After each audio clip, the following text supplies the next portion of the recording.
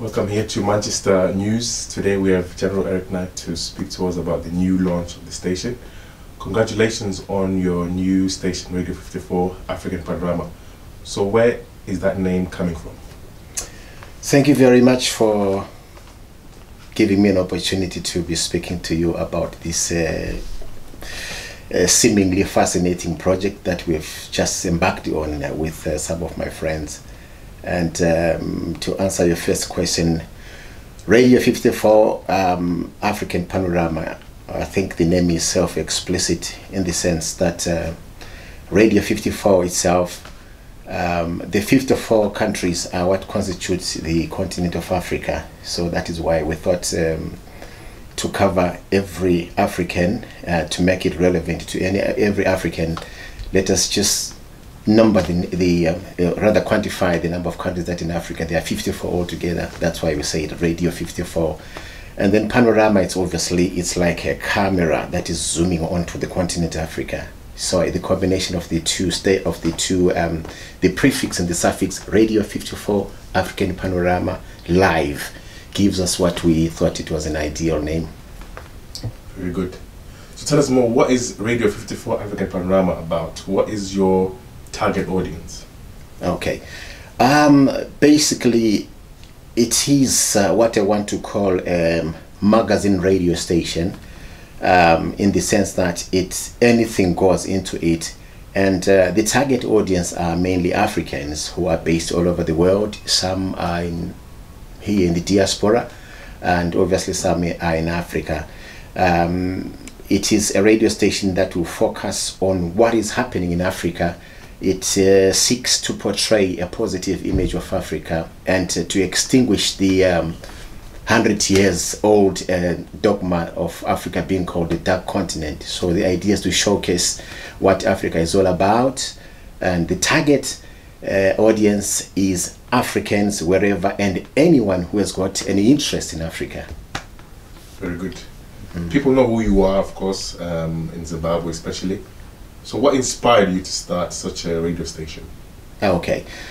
I think the most important thing that I noticed is that there is so many radio stations, particularly online, and that are run by Africans, but unfortunately I feel that they are not doing the job correctly, in the sense that there is partisanship.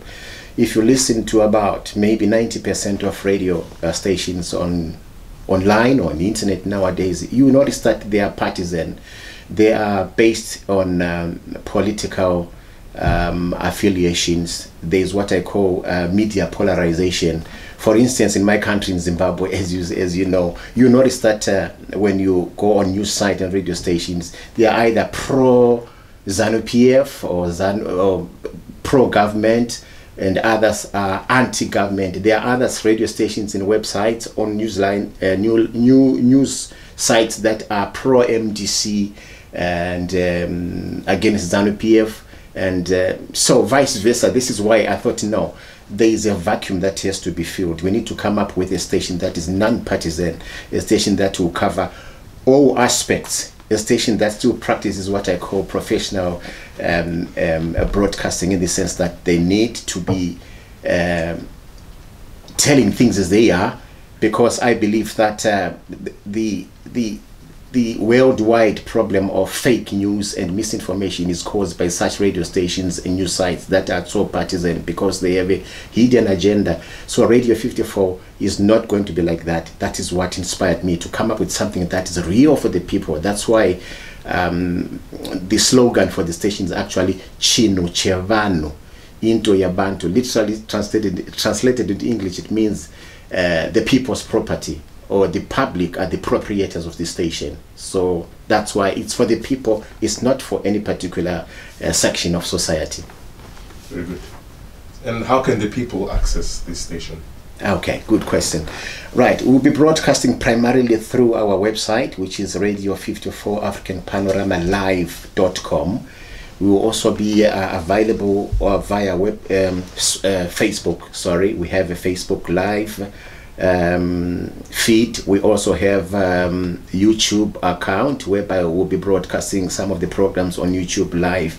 The idea is to make sure that each and every person, wherever you are geographically, you have a chance. And everyone who has got access to a smartphone, it could be an iPhone or Samsung or whatever, a laptop or computer, a tablet, you have access to Radio 54. And as you speak to me, we are actually on the brink of launching what we call an app, a special app for the station. But that is one for tomorrow. We're starting with those three that I've mentioned to you. Very good, step by step. Thank you. Yeah, that's the idea. Okay, and what is the editorial policy and what should Radio 54 listeners expect? Okay, good question. As a follow-up to what I've already explained, the editorial policy is to be non-partisan, non-discriminatory, non-aligned to any political organization. We will not discriminate on the basis of race, religion, sexual orientation or anything. It is actually a radio station that will tell things as they are. We will cover news, we will cover current affairs, we will play music regardless of who and where it comes from, as long as the theme is Africa related. And it is a radio station that will play 100% African music. That's not being discriminatory. That's a policy we just adopted to promote Africa. But that does not mean we can't play even one song from non-European musicians. They are free to bring the music to us as long as the story they are singing about has got some relevance to Africa. So primarily that is the editorial policy. Very interesting. And you covered, it looks like there's a lot of content in the station. So what language will you be broadcasting, or what languages will you be broadcasting? Yes, good question. Thank you for asking me that. In terms of language, we do not have what we call the main language on Radio 54. We will let our presenters be themselves. If ever you want to present in Xhosa, for instance, we already have a lot of presenters who will be based in South Africa who are already doing the job, broadcasting in Zulu, Xhosa. We also have some Congolese presenters speaking in Lingala.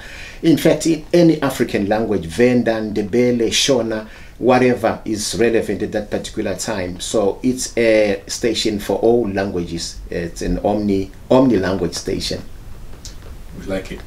Thank you. I think we've already touched on it before, but is it simply a radio station that Radio 54 African Panorama is about, or should we expect more?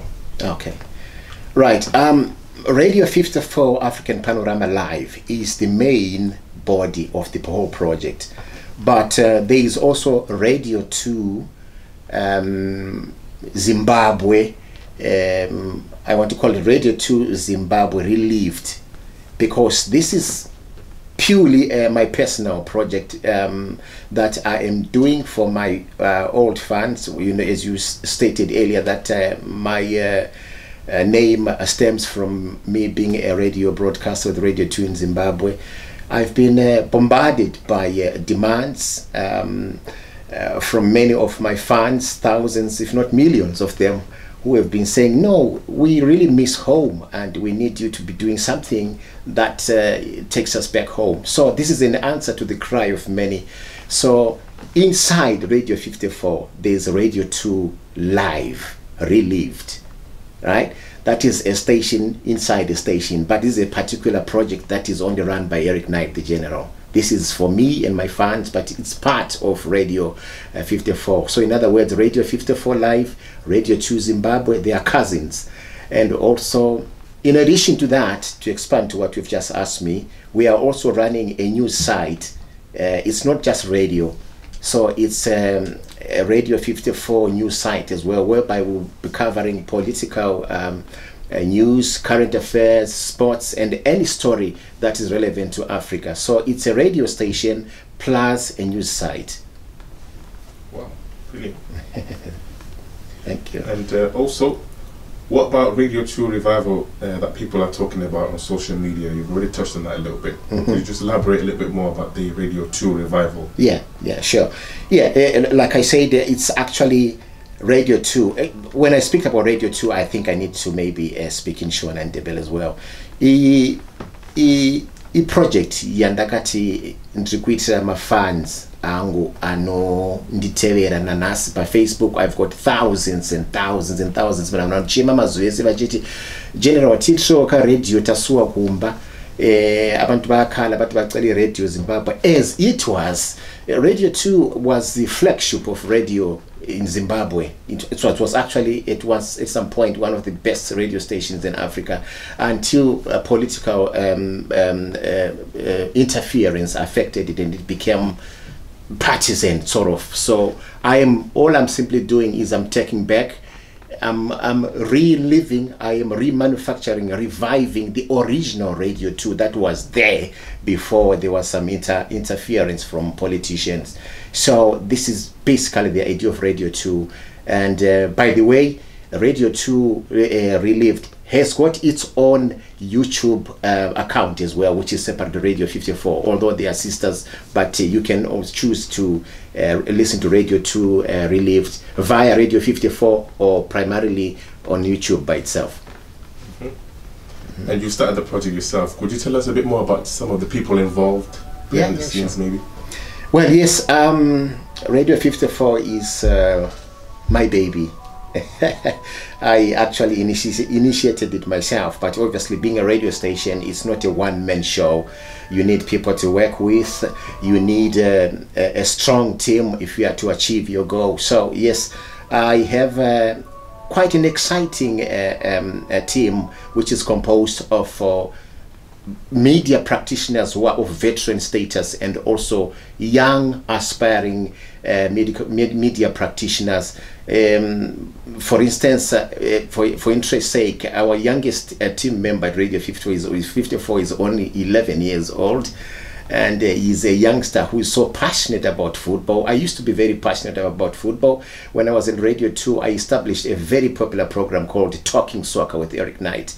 So that a particular aspect of the radio station is now going to be taken over by a young boy, 11 years old. I can tell you he's brilliant. So all I'm saying is it's actually a lot of people with different life experiences, social workers, doctors, journalists all over. So for me to be giving you names, I think at this moment of time it will take us the whole day, but I can surely assure you it's a star-studded team. Very good. Thank you. And many African news sites and stations are known to be politically affiliated in terms of content. Right. What is the difference with Radio 54? Right.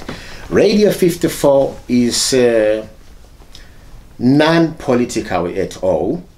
We will cover relevant political news and current affairs which affect the continent of Africa. We cannot divorce ourselves totally from politics, but the thing is we will not be partisan. We will not be used, we will not be exploited by any political organization. We will cover news stories fairly and squarely, but political organizations, if they have a story to tell that is nothing to do with the people, but maybe for campaigning purpose, they're free to buy airtime on Radio 54. They can do and broadcast whatever they want, but that will be their airspace. They have to buy airspace. But otherwise, Radio 54 in its own, it's non-political. And finally, General, what's your final word to the thousands of Radio 54 and Radio 2 revived fans? Okay, first and foremost, I just want to say to them, thank you very much for believing in us. Thank you very much for giving us an opportunity to revive the media of Africa. I can assure you and I can promise you this project is going places, and it can only happen when they give us maximum support. As a parting shot, all I want to say to them is welcome to the wonderful world of broadcasting. Welcome to Radio 54. You will enjoy Chinu Chevano into Yabantu, the people's property. General, it's been a pleasure talking to you. We wish you the best of luck with the project. Thank you for your time. Thank you very much. God bless you.